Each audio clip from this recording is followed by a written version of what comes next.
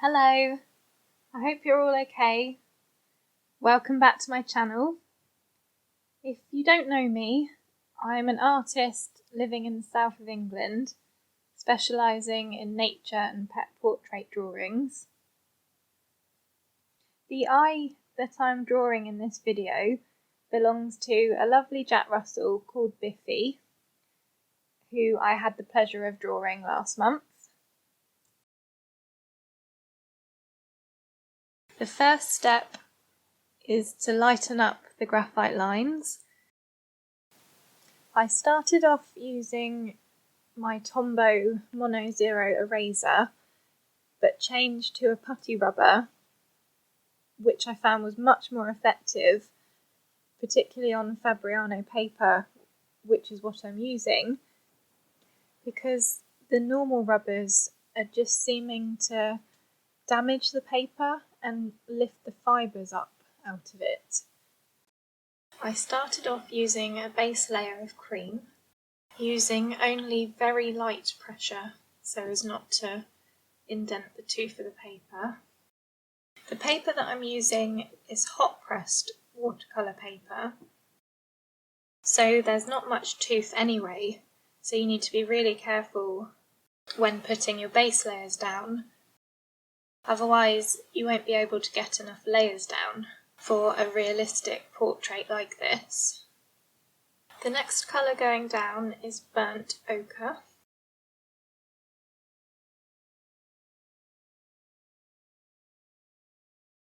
I can't remember what colour this was, but it looks like Bistre. I'm leaving that little square at the top of his eye blank, because this is the area of light reflection in his eye.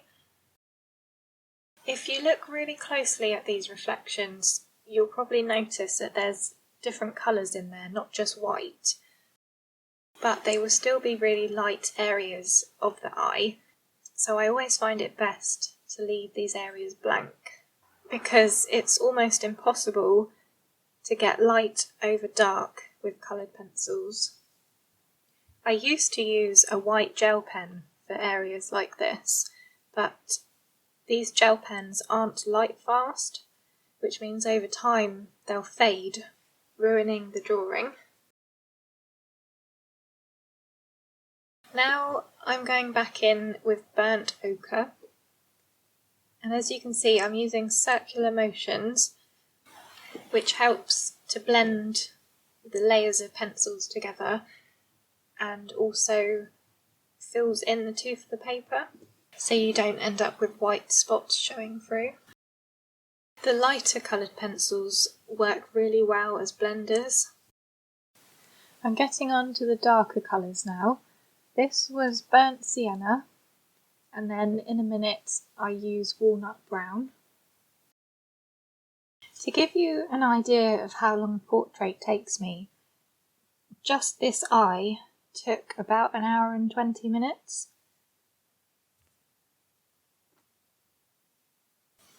But drawing an eye is really important because it's what makes the portrait actually look like the dog you're drawing. You can get away with artistic license for the fur and maybe some other aspects of a drawing, but you've got to make sure that the eye looks right.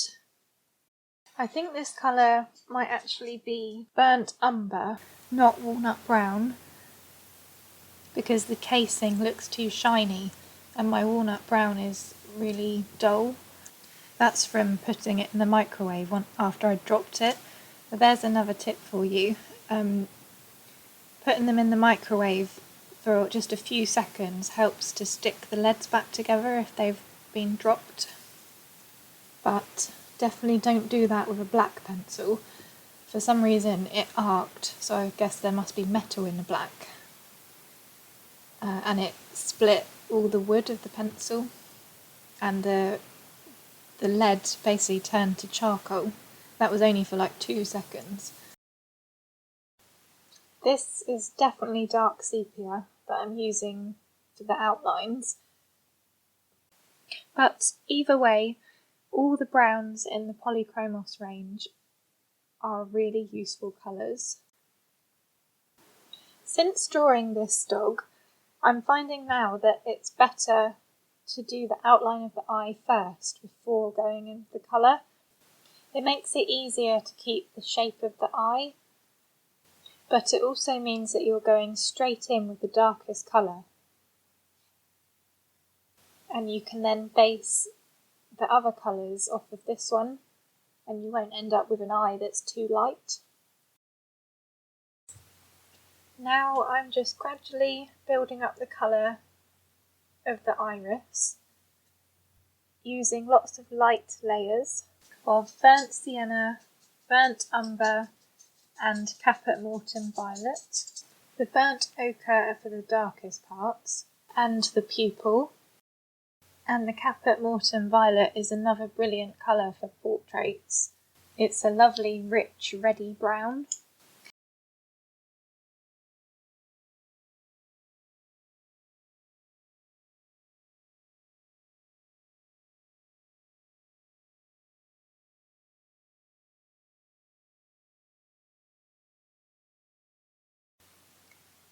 Now that's dark sepia again, just to make sure that the darkest parts are dark enough.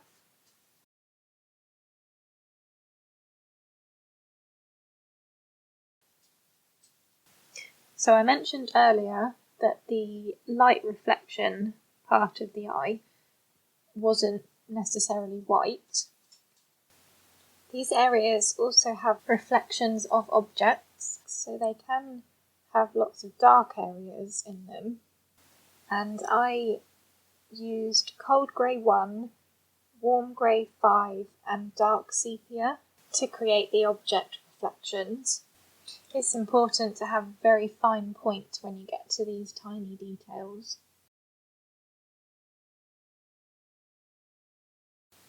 I'm using the cold grey 1 to tone down and blend because it was a little bit too dark.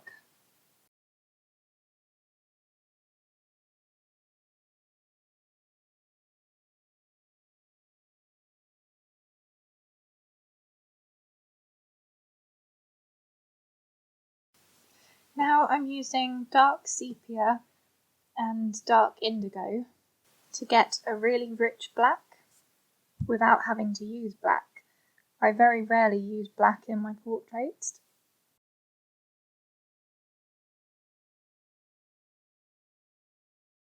I put out a post a while ago saying that I was thinking about doing a Q&A in my next video, and I got a couple of questions. So one of them was, what is my proudest moment as an artist?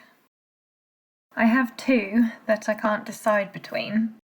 The first is selling my pheasant painting from just a post on Instagram. I hadn't advertised it for sale or anything, so that felt amazing that someone loved my work enough to ask for it.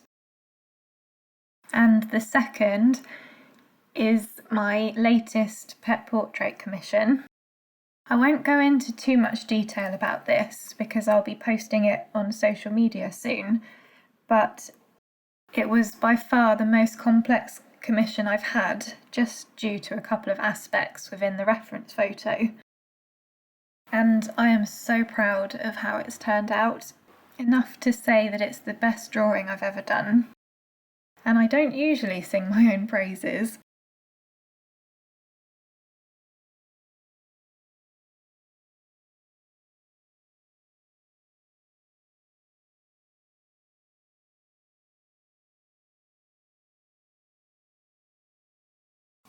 Now I'm just adding in some highlights to the reflection in his eye with sky blue and white.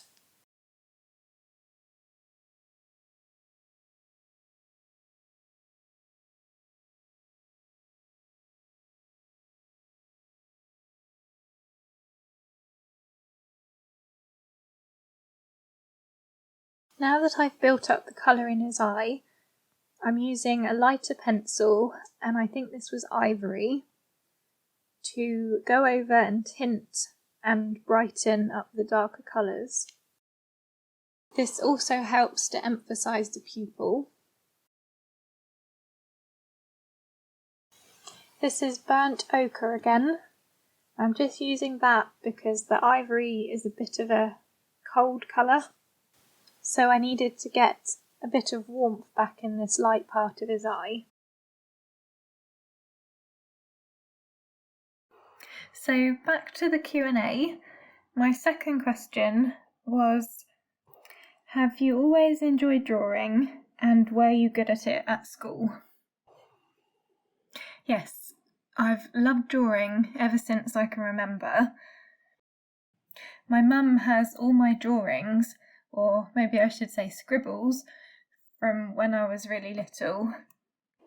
I don't know about being good at it at school. There were students who were much better at it than me, and I only got a B for my GCSE. It wasn't until I got back into art about 6 years ago, I think, after concentrating on photography for a few years, that I really started to improve and have developed the skills and style that I have now. I'll post a comparison photo of something from my school sketchbooks compared to a drawing now.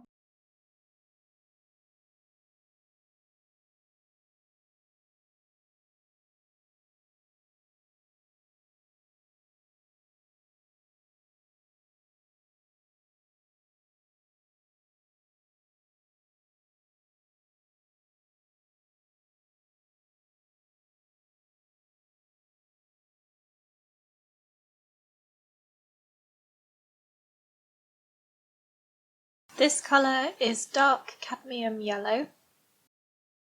It's always surprising to see all the different colours that go into a portrait, and the number of colours too. For this portrait, I ended up using 34 different colours. I'm using black for the first time here. I know I keep going over and over the same parts, but this is the nature of coloured pencils and the reason why these drawings take so long, because you've got to keep layering lots of different colours to be able to get really rich colours at the end. It takes quite a lot of patience, and is why this medium isn't for everyone. I believe that pastel pencils are quicker to use because you can get a lot more colour down quicker. You can also layer light over dark, which I do wish I could do with coloured pencils, but I have heard that using coloured pencils on pastel mat allows you to layer light over dark, so I'm going to order some pastel mat and give it a go.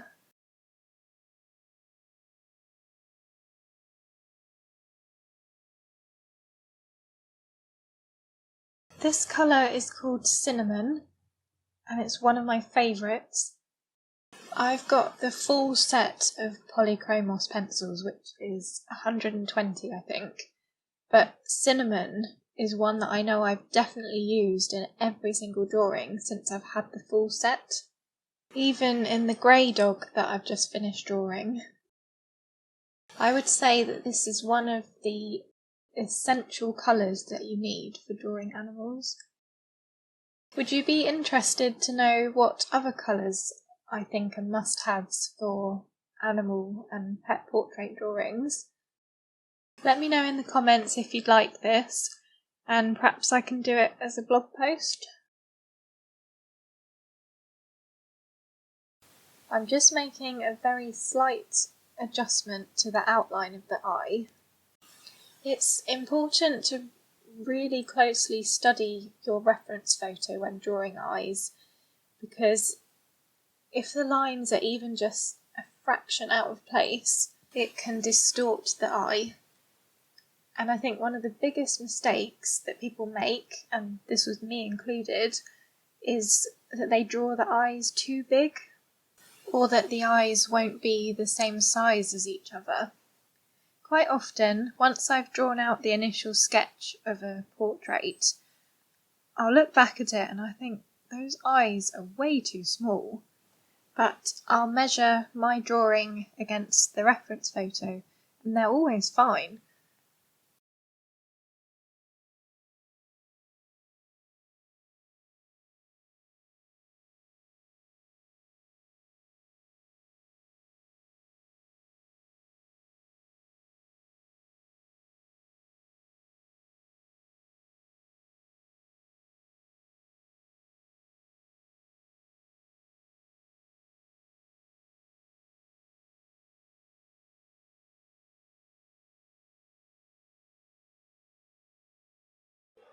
So that's white, cinnamon and Caput Mortem violet I've used here.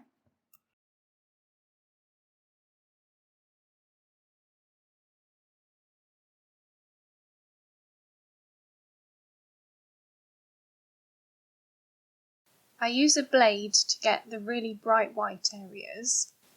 It's quite tricky to use because it only works one way and you've got to hold it at the right angle. You also need to make sure that you've got enough layers of pencil down, otherwise it can't lift any colour off. But once you've got the hang of it, it is really effective, and I find it saves me so much time when I'm drawing fur because I don't have to leave all the individual white hairs. I can just use the blade to put them in at the end. That pinky colour was Light Flesh, which is another really useful colour, and this is Cold Grey 5. The video comes to a bit of an abrupt stop in a minute. My camera ran out of battery, but I also had to go out as well. And then it was too dark when I was back to film. That's the dogs making all that racket in the background, by the way. But this video has shown how I've drawn most of the eye, and hopefully you found it useful. Please leave me a comment just to let me know what you thought of the video and whether you would like to see more of these mini tutorials. If you're interested in seeing more of my work, you can find me on social media at Kate Bird Art. Thank you so much for watching. I hope to see you in the next video. Bye!